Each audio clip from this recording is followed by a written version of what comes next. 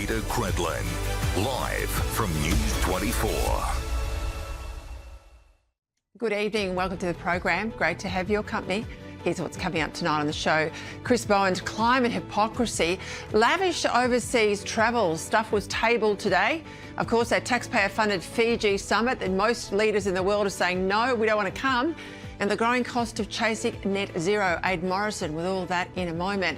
Plus more fallout too from Victoria's damning IBAC report and why critics say the watchdog's toothless. A former New South Wales Supreme Court judge joins me. He'll outline what must change if Victoria is serious about cleaning up corruption. Questions over the safety and security of our politicians too. A rise in threats from the radical left. Plus, while Tony Burke's got a battle on his hands to get Labor's migration policy through Cabinet, Pauline Hanson today, well, she's made her points on open borders very clear.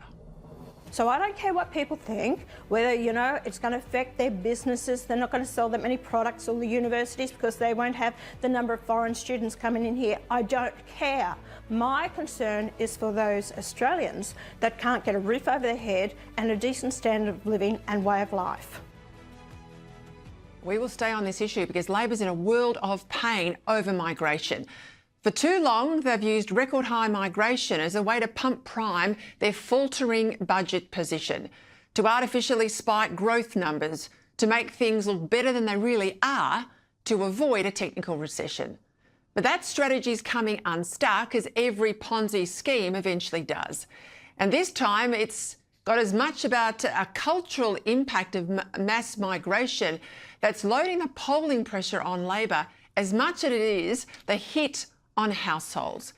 Because much as migration can mask a bad budget, and under the Albanese government, up until now, that's what's happened, eventually it hurts people at a per capita basis.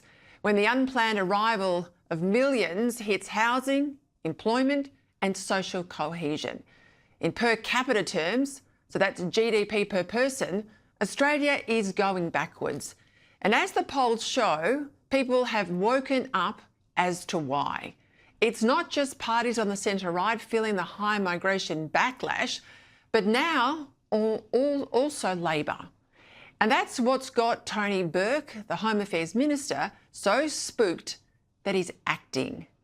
At least he was acting until he hit a brick wall at Cabinet on Monday. Having got ahead of himself, Burke had booked a spot today at the National Press Club, all set to deliver what had been briefed out as a major speech on migration, replete with speculated changes to targets and new rules for asylum seekers, until he was rolled. Well, let's be really clear about what happened here. Tony Burke arrogantly booked in a National Press Club address to announce a new policy which he had not yet got Cabinet approval for. He took it to Cabinet on Monday. He got rolled at Cabinet by his colleagues, who forced him to cancel his speech on Thursday in a public humiliation of the Minister for Home Affairs because he hadn't done the work and it wasn't yet ready to be publicly announced. For a very senior Cabinet Minister and a very seriously experienced politician like Tony Burke, this is about as embarrassing as it gets. And I really start to question whether the government even has a plan to follow through on their announcement that they want to reduce migration from the budget nearly 4 months ago now. Because this is what this is about. This is about achieving the targets they've failed to meet every other financial year. The reality is that Labor has never once met any of its migration targets. Every year, it puts out a set of forecasts, and every year, arrivals into Australia exceed them. Indeed, since the Albanese government was elected, this has meant the entry of millions into this country. Now, partly it's the fake budget hit that I mentioned above, the Ponzi scheme that big migration numbers do to the budget. But Labor's also used mass migration as a way to buy itself more votes. Because as soon as people land here, Labor can't wait to make them citizens. And in the mass events held by Burke just prior to last year's election, also sign them up as quickly as they can as voters. Until that was, the polls turned against them. This is why Burke's panicking, even though Cabinet's left faction is pushing back. James Patterson again. Well, it's definitely about politics. This is a government that was very happy to bring in 1.5 million people over the first few years of their time in office. But now that it has become a political problem for them, they are desperately running around looking for a solution. And the kind of things that Tony Burke apparently proposed to Cabinet, which his colleagues have pushed back on, are the kind of things that the Labor Party has criticised Conservative governments for contemplating doing in the past, including restricting the appeal rights in the asylum system, including forcing people offshore to make applications, including, really cracking down on appeals and applications. I mean, these are the kind of things that no one joins the Labor Party to do. If they are contemplating doing them, the only reason can be because of politics. They don't sincerely believe in these kind of tough changes. Well, that's the coalition refusing to buy Labor's newfound support for sensible migration. Also refusing to buy it is One Nation leader Pauline Hanson. If anyone thinks she'll let Labor try and rebrand themselves as somehow tough on migration, well, forget it. They're scared to do anything, but based on really the one issue is mass migration that's happening in Australia. So Tony Burke is saying, hey, I really need to pull back on my speech that I was going to give at the press club, because he's got to appease the unions, he's got to appease the other left-leaning in his party as well, and the Greens. So he's got a battle on his hands. Look, if nothing else, what's happening now is that finally we Australians are having the long overdue debate on migration that you have been demanding for years. And that in the end is a good thing. Right, and this today too. Weeks and weeks after the offensive segment first aired and days after the woman who created it gave a half-hearted apology of her own, ABC Managing Director Hugh Marks finally bit the bullet and apologised for airing highly offensive rape-based content regarding Mrs Gina Rinehart. Not that the Communications Minister had anything to do with it. Just hours before the ABC apology, Annika Wells refused to even say that one was warranted. My personal view is that that was unacceptable, but it's not for me to make that determination. It's for the Ombudsman to do so. And I'll anticipate your next question, Harry. If the Ombudsman finds that, in my view, it's unacceptable, it would be appropriate for the ABC to issue an apology. But what's important is that that process plays out first. And that's what any news publisher would expect the Minister for Communications to act in this process. Well, she wasn't alone. All those Labor MPs fence-sitting, unwilling to demand the ABC do the right thing, indeed saying that they've never seen the tape. I mean, please. I haven't seen the clip that you're referring to. It's not a show that I watch. I want to be clear, I've not seen the video and I don't intend to watch it. From what's been described to me, it is unacceptable. At least Labor's Peta was honest enough to call it out for what it was. It's unacceptable. Like, no matter who it is, whether you agree or you disagree with the person, that kind of violent imagery and that misogynist imagery, it would not be accepted for any of my colleagues in the parliament who are women.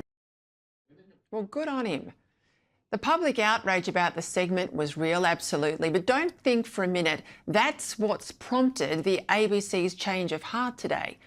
After all, the ABC doesn't care about the public, or ratings for that matter, given its billion-dollar yearly budget is guaranteed whether people watch it or they don't. Now, what finally saw the ABC do the decent thing here was the threat of legal action from a businesswoman with very, very deep pockets. And even the apology today came with barbs, like this. Hugh Marks declaring that, while the Ombudsman's found the film did not breach the ABC's editorial policies, the ABC acknowledges the episode's fallen short of community expectations. Now, what sort of editorial policies does the ABC have if it thinks that naming and threatening a woman with anal rape and associated violence is not a breach of them? That instead it's comedy, it's satire. It's not satire, it's sadistic. And the ABC, well, they know the difference. The ABC's problems with bias are systemic. The ABC's waste of taxpayer billions is legendary. I mean, I was the ABC advisor for Richard Alston when he was the Communications Minister under John Howard. I was also the Chief of Staff to Helen Coonan when she held the same portfolio a few years later. And I've now come to the position that the ABC should no longer be supported by the taxpayer purse. If people want to watch it or listen to it, good on them. They should access it now via a subscription service. Because, like you, I can think of far better ways to spend that $1.2 billion every year. And now back to Victoria and the release of the Corruption Watchdog's report into Operation Richmond. New Premier Ben Carroll hid from genuine scrutiny yesterday, holding a quick and dirty press conference at exactly the same time as the IBAC Commissioner was handing down her bombshell report into the Andrews government and backroom deals with the Firefighters Union.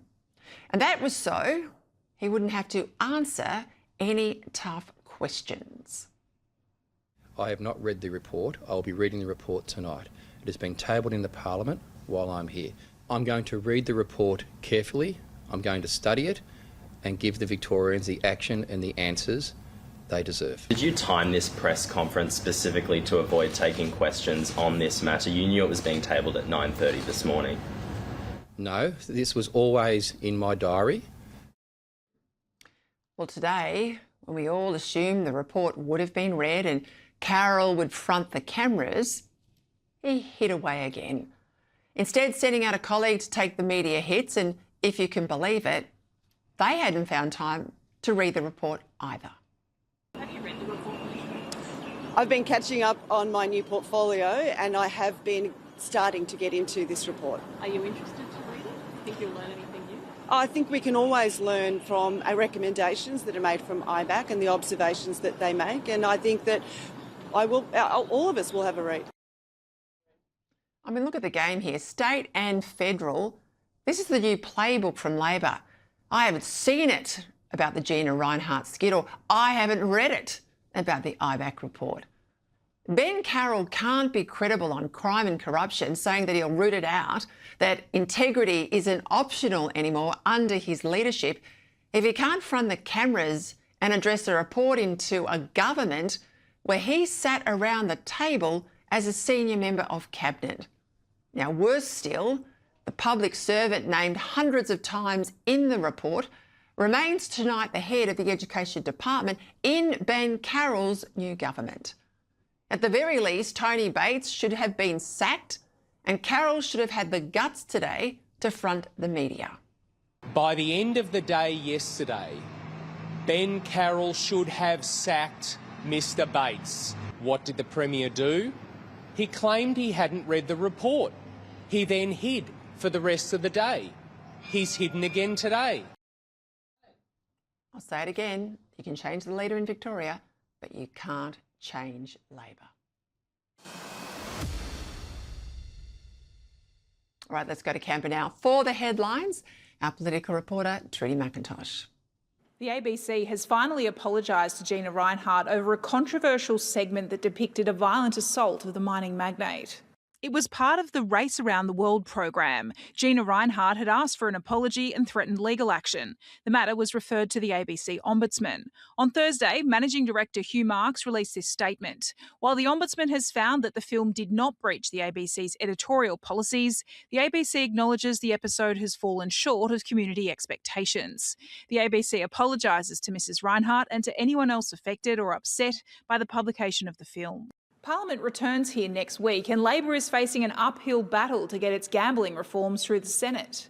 The changes appear friendless. The coalition joined the Greens in demanding major reform, including stopping inducements. Labor has been pressed on whether it's really willing to walk away from these reforms if it doesn't get its way. We are some ways away from that. We're having constructive discussions. I'll continue to do that with my counterparts. We'd love to see this passed. And I think a sensible balance can be struck here. The Acting Prime Minister Richard Marles in Darwin today. He can't escape questions, though, about why Luke Gosling is still a special envoy despite facing assault allegations. News24 has been told not everyone in Cabinet is happy with the decision. There is a legal process underway in relation to Luke, so there's, I'm limited in what I can say, but there's also a presumption of innocence. Also today, Labor's Ed Husic is taking leave after he was involved in a serious car accident with a truck on Sydney's M7 on Tuesday night. The MP was taken to hospital with minor cuts, fractures and concussion. Trudy McIntosh, News 24, Canberra. All right, let's get across all those headlines and more and bring in my panel now. National Affairs Editor at the Daily Telegraph, News 24 host James Morrow, and the Deputy Executive Director at the IPA, Dan Wild. Dan, we'll get into the internal ructions inside Labor in a moment, but Tony Burke cancelling that press club address today. Just more ammo for Pauline Hanson. Have a listen. Why bring in so many people that don't fit the needs that we want in Australia? We don't need any more Uber drivers, nail technicians, dog walkers. These people, gone. Stop all that. So I don't care what people think, whether, you know, it's going to affect their businesses. They're not going to sell that many products, or the universities, because they won't have the number of foreign students coming in here. I don't care. Clearly, Dan, this is biting into Labor's private polling now. That's the only reason they were tried to take anything to Cabinet. Well, that's right. We know that this is a government that has been driven by politics and politics only when it comes to immigration, and their program's been a total disaster. I mean, you outlined the economic disaster with the per capita growth going backwards for 10 out of 15 quarters. We know the social problems, the political problems that have come from that as well. So, look, what's happening here, as you well know, is we've seen this all across the Western world. We've seen it in the UK, where Nigel Farage, the insurgency force, decimated the Tories, and then he started taking all of the Labor voters in the regions and the outer parts of the major cities who had a gutful of mass migration. We saw it in the US, where Trump won in 2016 in large part because he won a whole bunch of Democratic voters who maybe had never voted Republican ever before, but listened to Trump's message on immigration and said we need to have a change. And that's clearly happening here now in Australia. What I find interesting politically, Peter, is you've got probably half the Labor Party who probably understand this is a problem. You know, these are outer suburban people with a lot of blue-collar, working-class voters who don't want this anymore. But you've got a bunch of wokesters as well in the inner cities who want mass migration. They believe that multiculturalism is a force for good because they want to dilute Australian culture, because they believe Australia is a bad, racist country. So how on earth they're actually going to get a sensible immigration policy out of that cabinet, I don't know. And I don't think Tony Burke's going to be able to get the job done. Yeah, the old Labor right, James, would have backed sensible migration. They've been rolled by the Labor left, and consistently that's occurred obviously on Monday with Tony Burke. But it's like that battle overnight in Michigan where the socialist radical left are changing the face of the Democrats as well. Yeah, and that race in Michigan that you allude to is really fascinating because, you know, what happens in America, we see eventually land in Australia as well. And what we've seen over there is this Democrat socialist politics. It's basically, you know, a hard left socialist politics twinned with a free Palestine, Gaza kind of Muslim Brotherhood adjacent style of politics that ties very closely to Islam. Now, a Muslim candidate there in Michigan has won. Michigan has a huge Muslim population. He's very radical on Israel. He beat a Democrat establishment candidate who, as you say, Peter, would have been basically like, you know, a Labor right type, pro-industry, pro-worker, pro-America. And now the politics on the left there are now entirely, you know, not just anti-America, but anti-American. And I think that's where you're going to wind up seeing a push on the left coming from. You know, we already saw that happen with Tony Burke and what happened to him in cabinet. Well, it's just going to get worse here, I suspect. Let's go back to IBAC in Victoria. And Ben Carroll, who yesterday hadn't read the report and today was hiding under his desk. What did the Premier do? He claimed he hadn't read the report. He then hid for the rest of the day. He's hidden again today. You can't say you want to be tough on corruption if you can't read the report, you can't front the cameras, Dan, and you can't tell us what you're going to fix. Exactly, and you can't say that you're going to stand up for integrity. I mean, this was his big pitch, right, that he's going to be Mr. Integrity. Well, he's already failed that. And look, the issue here is that Ben Carroll was a very senior and influential member of the Andrews government and the Allen government. Did he seriously not know about any of this? I'm not saying he's necessarily implicated in it all, but if you want to be a man of integrity and of leadership, then you needed to have done the right thing at the time. He also stood by, at best, during COVID when the schools were locked down. Now, he's Immigration Minister. All the schools were closed and all of the damage that has done to children in the next generation. There's been no accountability. There's been no apology. There's been no acceptance that anything has been done wrong. So, look, ultimately, he started his premiership by saying he's different. I'm not Andrews. I'm not Allen. I'm going to lead a different kind of government, basically saying you can trust me more than you can trust anyone else to fix the state. But I've got to say, the fact that he's been running and hiding is, it's already raising some serious questions in voters' minds about whether he is actually any different from the other two that came before him. I'll get into the big spending from Chris Bowen on international junkets in a moment. But this story that's broken this afternoon about the Prime Minister quietly charging taxpayers for a family trip. It looks like he used family reunion to bring his adult son down to Canberra for the budget. Now, I think this is pretty extraordinary. The son's 25. As I understand it, he's working now. Why on earth, James Morrow, are taxpayers paying for this? Well, I have absolutely no idea. But as a taxpayer, this is the sort of thing that absolutely infuriates me. You know, every month when I get paid and when everybody else who's a pay-as-you-go taxpayer gets paid, they take a huge chunk of all of the money that you make and say, well, we need it for all these important things. And some of those important things include apparently flying the 25-year-old kid of the Prime Minister who makes something like $500,000 a year, I guess from Sydney to Canberra, which is not the most expensive flight in the world. Why can't the Prime Minister put his own hand in his own pocket, or Nathan put his own hand in his own pocket for a ticket down to Canberra, or just get in the car and drive? It is absolutely infuriating, and it is these little things, I think, much more than, billions of dollars in waste of the NDIS or things like this, that really aggravate people because, those are the things that you can identify with, and you can think, why is he doing this? He's on $500,000 a year. It's infuriating. And he's got 2 luxury homes and he's got a car provided by the taxpayer. I could go on. The Prime Minister costs us millions and millions a year. The son's not a dependent. He's 25 years of age. I left home at 18. I mean, come on, mate. Grow up. Put your hand in your own pocket. Pay your own way. Let's go, if I can, now to those comments from One Nation Senator Malcolm Roberts. These are the latest, praising American conspiracy theorist Alex Jones, who, amongst other things, claimed that the Sandy Hook massacre was staged.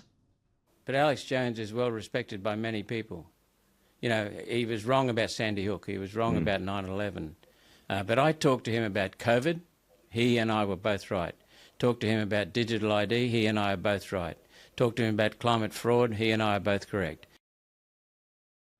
OK, so he admits he was wrong on Sandy Hook, but this is a real headache for Pauline Hanson. Have a listen to her response today.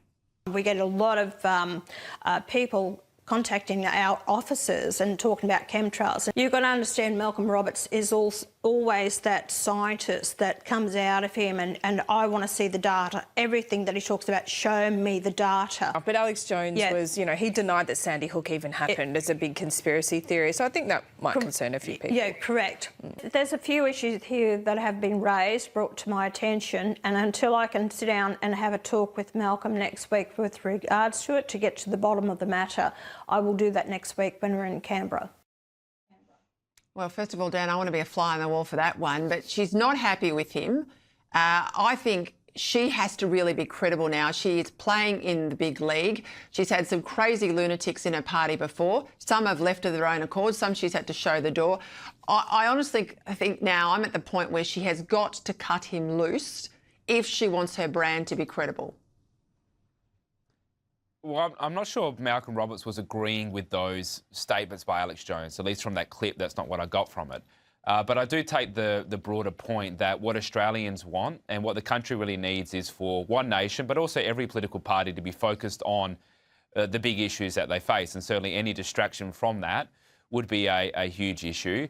So I think this is an issue that probably all parties have to deal with if they move from being a smaller party and a more minor party to something going into the mainstream, they are going to get more scrutiny, as they should. I think what Senator Hanson said there was pretty fair enough. So, what do Australians want? Well, they want to focus on cutting immigration, to getting rid of the net zero madness, and to making sure Australian values are front and centre in our public life. So, if One Nation can stick to that, then they're going to keep doing pretty well in the polls. Yeah, James Morrow, though, I think people also want One Nation to be credible now and to keep their place as a real force.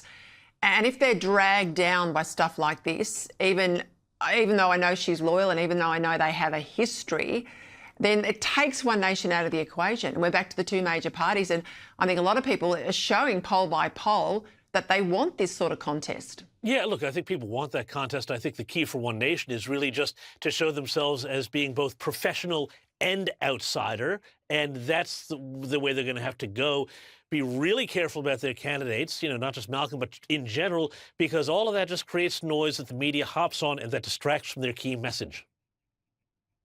Yeah, I haven't had him on my show ever, and there's a reason for that. I'll leave it there. Thank you both. Fresh from the Press Club speech yesterday, where he faced increased scrutiny over Labor's failure to get anywhere near their 2030 emissions targets. Chris Bowen's now facing heat over his globe-trotting travel expenses and that Fiji climate junket that almost everyone in the world he's invited to have said, sorry, mate, we're not coming. Boeing's latest spending, released by the Parliamentary Expenses Authority, shows he spent some $345,000 in international travel. Have a look at that screen. $41,000 for 6 days in Germany and Singapore, $7,000 for just one night in New Zealand, 9 days in the US. Well, that's cost you over $100,000. On and on and on it goes. Those costs are extraordinary. Now he wants this summit in Fiji. No one wants to go. It's all unbelievable. We're cutting private health rebates, aren't we, for seniors? And yet this bloke can't stop spending. Joining me now, the Director of Energy at the Centre for Independent Studies, Aidan Morrison. Aidan, quick to tell all of us, lower your emissions, Australia. Well, his carbon footprint's out of control. So too is that level of spending. How on earth is it justified? Look, he's absolutely committed to being this kind of global leader. He clearly wants to be the top of some headline script that looks very important on some media coverage. So leading that international charge that is trying to reduce carbon emissions is the job that he wants. But clearly, he's actually meant to be in charge of the country that's proving that it can't be done without enormous increases in our power prices. So I'm just kind of appalled that he's still so committed to trotting around the international stage, where he's not really taking responsibility for the clear failures of his own policy in Australia, which have been promised to lower prices, and everything that he's doing is pushing prices up in Australia and really making it hard for industry to get ahead in Australia. So it's disappointing to see that kind of posturing, taking his time, attention, as well as the carbon emissions and the money, but that money is trivial compared to the waste that is occurring in the energy system at the moment, the enormous subsidies that we're paying, which are what really grinds my gears. Yeah, we'll just go to that, because he really was digging in yesterday when pressed about the emissions targets at the Press Club. Have a listen. Said you would reach the 82% renewable target. That task looks very difficult. Will it be on you if Labor fails to meet any more of its climate action KPIs in the next 4 years? Well, I mean, as I said, thank you for the question, Elizabeth. But as I said, we are making very good progress on many elements of our transition. There's others where we're facing headwinds, which we've always been frank about. We've faced international circumstances of now 2 global energy shocks in our 4 years, which is historically our high proportion. Australians knew that in 2025. They knew what we'd said in 2022. They knew our record, and they asked us to keep going. Obviously, if you ask the question, is it on me? Yes.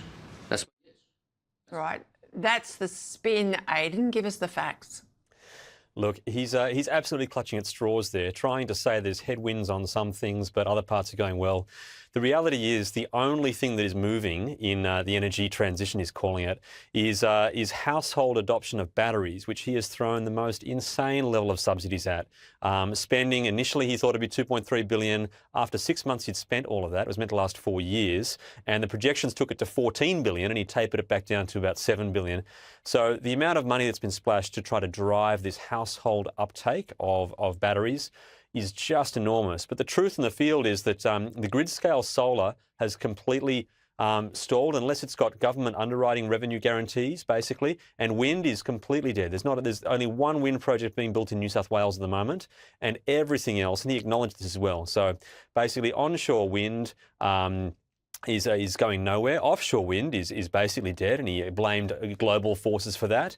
Hydrogen, of course, going nowhere. So all these promises that he has absolutely bet the farm on for our energy future have come to nothing, and yet he's still trying to basically scrape together sort of threads of an optimistic story by splashing enormous subsidies of cash to keep household solar and batteries moving. Just quickly, obviously data centres, he was talking tough yesterday about them, saying he'll basically override the states. A lot of public servants contacted me, senior ones out of Canberra that I know, and said that constitutionally this is a real problem for his plan. That's absolutely right. And I think that we saw actually some of the journalists get up and they were trying to ask the question too, obviously kind of bewildered, like, what do you mean you'll legislate? Under what head of power exactly, Chris? Because the states have pretty clear authority to plan how they use their land. They've got total authority to manage their own energy needs and uses as well, and industries. So they're going to have to find some very creative kind of loophole for the government to actually legislate. So Chris Bowen's kind of, again, being totally out of step for where his powers did and didn't extend. And it seemed like really quite determined and a little bit menacing for him to sort of say, look, we will just legislate, just watch us. So no one could figure out exactly what he's going to do there, but he thinks that he can use his power. He's absolutely incensed that other states want to continue to use whatever fuel is available and the investors want to use. So it looks incredibly out of step, quite autocratic that he's trying to reach into and intervene in what is normally state powers.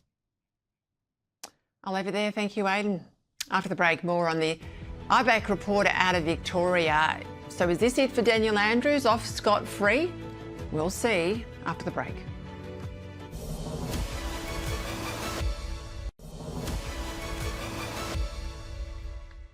Welcome back. They are flooding in your flags, your images that you photographed and sent to me on email. Australian flags flying with pride right around our wonderful nation.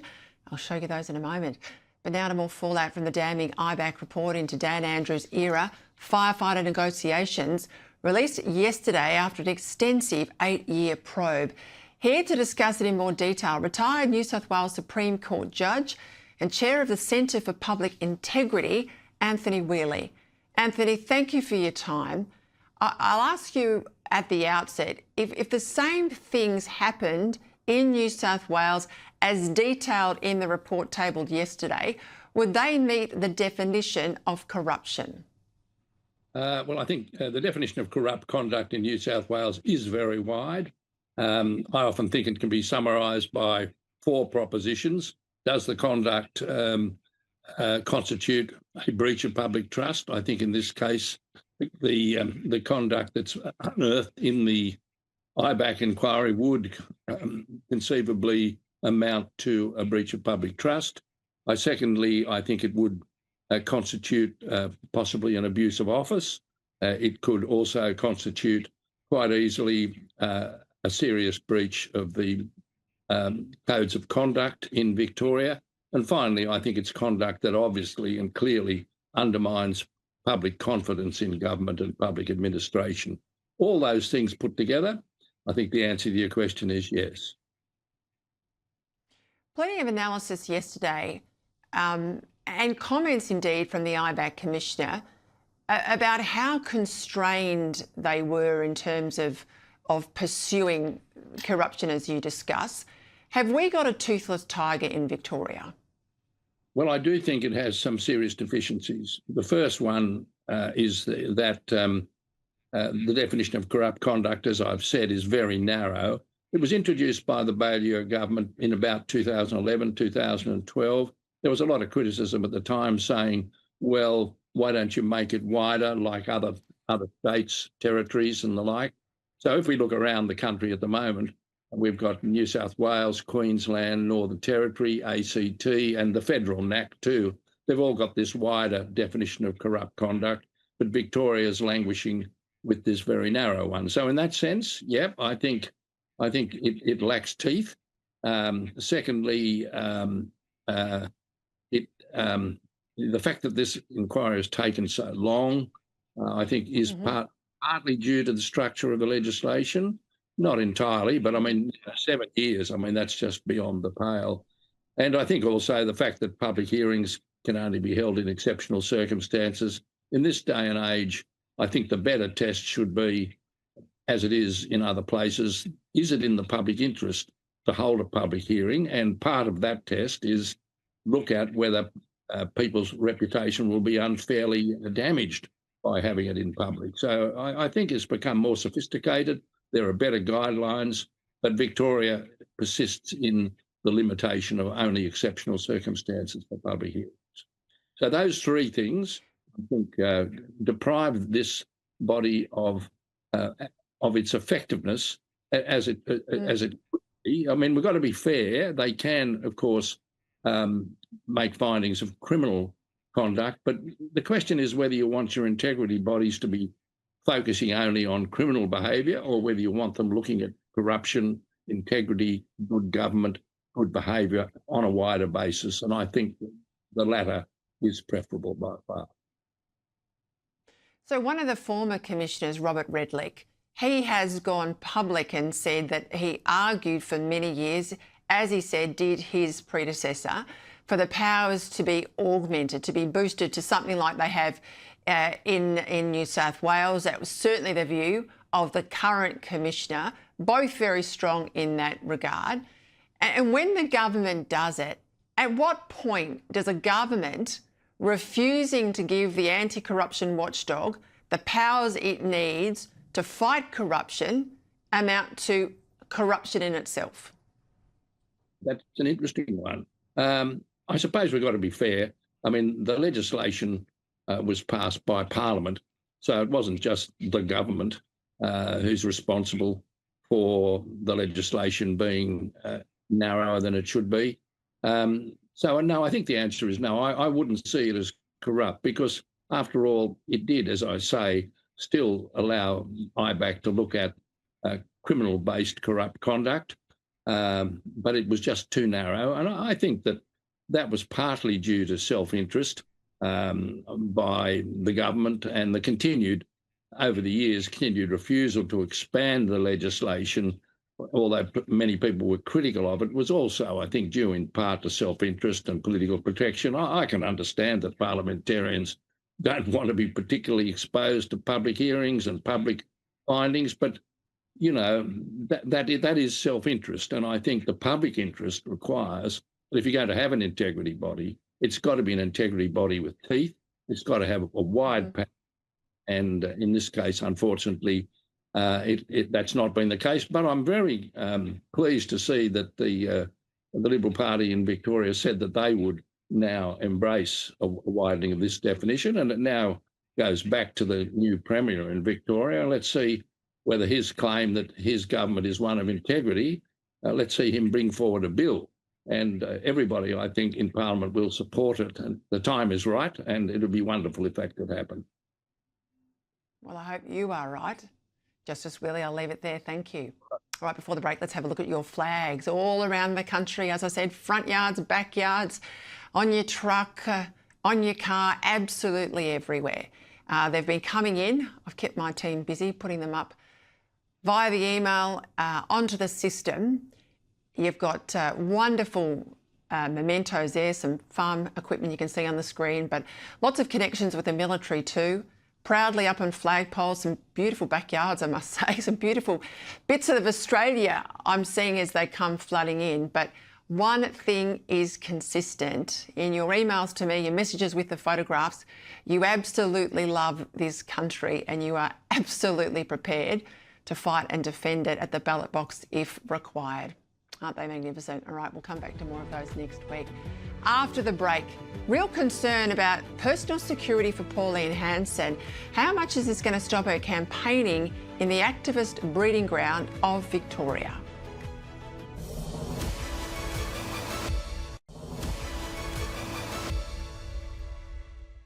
Welcome Welcome back. Still to come, the worrying rise of the socialist left in America, with another pro-Palestinian candidate taking out the Michigan Democratic primary. But first, I want to turn to those scenes from Monday night. Left-wing activists, straight out of central casting, at the One Nation Victorian launch party, protesting there out the front. Yes, I know Pauline Hanson's always copped protesters, but what we're seeing now and the personal slurs being hurled at her looks like an escalation to me. And it all comes at a time that we're worried about the safety, aren't we, around the world, of our politicians. Joining me now, someone who knows a fair bit about this. He was once a close personal protection officer, a CPP, for politicians in the past. You know him well, David Craig. Former AFP Detective Superintendent, though. David, we've got some pictures on the screen. You know exactly what it's like, as I say, to give CPP support to politicians. There's you.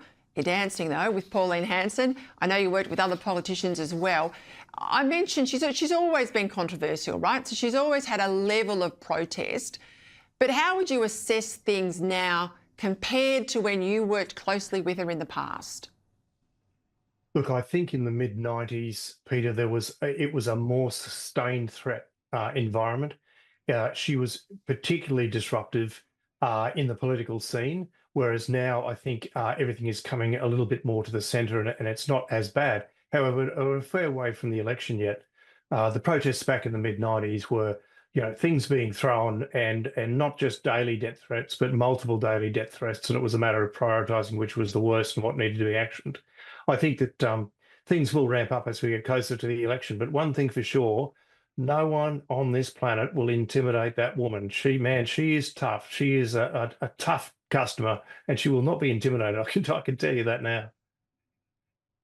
It only takes one, though, and I look at the case of Anne Winnecombe in the United Kingdom, where police there have said they think it was someone motivated by left-wing ideology. We saw that health CEO gunned down in New York, again, left-wing ideology. The activist class on the left, you can't debate them, you can't reason with them, you can't even disagree. That's ramping up in this country in a way we haven't seen before. Yeah, that's right, Peter. It is. They're becoming more brazen because I don't think that they've been met head on with serious consequences yet, but as far as disrupting traffic and whatever it might be. But there are serious consequences if the left or any ideology wants to escalate things further. Well, what about the defence business in Melbourne? We are told now, there was an arson attack last year, we're told now it's being investigated as an act of far-left terrorism. Well, that's a prime point, Peter, and it's very heartening to see that it demonstrates to the Australian public, or it should, that our terrorism laws are ideology neutral. So regardless of your ideology, if you meet the criteria, and it's a fairly high bar with terrorism, but if you breach that threshold, then you can be looked at for terrorism charges, you can be looking at life in prison. So it's no longer just a little bit of a protest. You will face some serious law enforcement and court time, jail time, if you're convicted. I need to get a comment on some things that Chris Minns had to say, vowing that he'd close a legal loophole. This is after the Supreme Court refused to place a supervision order on Yaqub Ben Shabir, the nephew of slain ISIS terrorist Khalid Sharif. Ben Shabir, and I want to run through this rap sheet again so people understand the man's background, convicted this year over a 2024 assault of a gay couple, was later charged while on bail over an alleged cache of pro-ISIS material. Those charges were dropped, and he was released in April on a conditional release order after he successfully appealed the sentence of that assault in 2024. The Premier says the terror laws must err on the side of public safety. I have to say I agree. So explain why a supervision order would generally have been sought by authorities, David. Well, it's a civil order, and it's done in respect to where the Supreme Court assesses that there's an enduring and unacceptable risk of terrorism. Now, it's good that Chris Minns has taken a step forward and to amend the legislation. I just would like to buy him an Uber pass to get to Canberra and show Tony Burke what to do so we could fix up this ISIS brides mess as well, with the same sort of legislative amendments. Have you heard any movement from the federal government to do exactly that? No, I haven't, Peter. I haven't heard a thing. I have read the One Nation policy in its draft form of their protections against foreign fighters, and I think that that's a very sensible idea. It's moving from an executive decision to the court, and that's going to be more constitutionally acceptable. And I think it's got a lot of merit. And I think anyone who argue against that policy will have to come up with something very similar. Very interesting there. I'll leave it, David. Thank you. All right, next up, that result out of Michigan, we want to pull that apart. Abdul Al-Sayed, what does that mean for the future of the Democrats in the United States? The international panel coming up.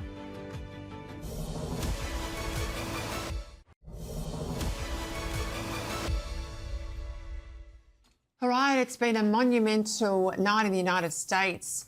There has been a big win for Abdul El-Sayed in the Democratic Senate primary in Michigan. Donald Trump, well, he didn't mince his words when he referenced El-Sayed. Filth, crime, death, destruction, embarrassment. You lose your home, you lose your apartment, and that's where the communists will take us 100%. When I watch Abdul, he's full of shit. Yeah, so he didn't mince his words there. I wasn't wrong. Contributor Koshi Garda and former Labor MP Michael Danby joined me. I don't like that sort of language from a leader, let me be upfront there. But I tell you what, the movement now to the radical, extreme, crazy left, socialist left, communist left now for the Democratic Party bodes troublesome, not just for the United States, but I think for the Western world.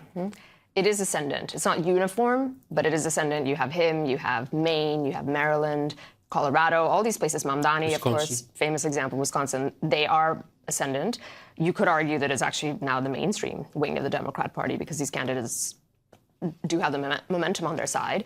It's underpinned by demographics, which favor them in Michigan, in a big Muslim community, all of that. So this is a downstream consequence of that. It's also underpinned by economics. There's just a lot of young people that have economic despair, can't get a job, can't buy a home. People like this come around and say free healthcare for all, we're going to freeze rent. Sounds good. And then there's a third thing too, where they are change candidates. They are charismatic. He is not bad looking, able to sell the message in a very concise way. And these establishment types that just go to Washington and stay there forever don't land anymore. So it's a multi-layered problem, but the wind is certainly in the sails of these types of candidates. I still remember where I was when I watched the TV, I think it was 10:30 at night, and saw planes fly into buildings in New York. And I never thought in my lifetime I would see this happening, particularly in the United States. The commentary that he's had about Jews, about Israel, about the Western world, about defending freedom and democracy, not just him, obviously Mamdani and everyone else, Michael, this must drive you to despair.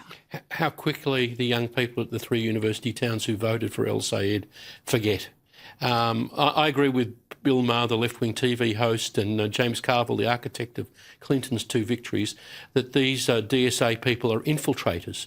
It's a different political party. Remind people DSA. The socialist alliance that these people all adhere to. They're taking over centrist party. Now, I know Mike Rogers from our respective Intel committee days, and he's a normal Republican, very good operator, only lost last time by 19,000 votes. I think donors and all people in America who take this DSA threat seriously should get behind turning out working class people and African Americans who in Detroit who loathe these far left types. So that if you can get African Americans and working class people to outvote the university students, that's a political victory over these DSA people. So that was going to be my next question. If the Democrats are going to persist and put these people up at the general election, the midterms obviously not so far away, what's going to be the general view of the electorate? Are they going to fly with the electorate? The Democrats are really excellent at coming together, much more so than Republicans when the primary fights are behind them and they're in the general. They put $80 million behind his opponent, who was a more mainstream, regular Democrat. You said that so quickly, $80 million. 80 million, and I love that in Australia. That's what we'd spend on a national election this country. In one Senate race. So it's not that they're not backing the mainstream people, but she lost, not by much, not by as much as the poll said, but she lost. However, come the midterms and even the presidential, which will start the day after the midterms, they will rally behind these people to win against Republicans and then try to infight after that, the way Nancy Pelosi's been fighting with AOC, and that, will continue. But I think they're going to rally. And a lot of normal people, including African Americans in Detroit and working class people, don't agree with these far left people. And it's up to Mike Rogers to rally the normal people against these DSA infiltrators. Just quickly, Iran, this deal on the table, it looks like Iran could have a win. The worst thing for Donald Trump would be to be perceived by Americans as a loser. Yeah. I've been watching the American generals on Fox, and they say there are alternative munitions which could be used if he wants to start the fight back. All he has to do is keep the Iranian economy turned off by keeping the blockade on, keep his nerve. I'm afraid you might be right, though. If he makes a deal and it's seen to be to Iran's advantage, he will really be punished in the midterms by Americans who not only don't like the war, but don't like losers even more. And he can't go tough on these democratic characters if he's gone weak on Iran. Got to leave it there. Have a lovely weekend. Have a lovely weekend to you too. I'll see you bright and early, I was going to say. I'll see you. It won't be early. It was 6 o'clock as usual on Monday night. James McPherson sitting in for Andrew Bolt tonight. Enjoy.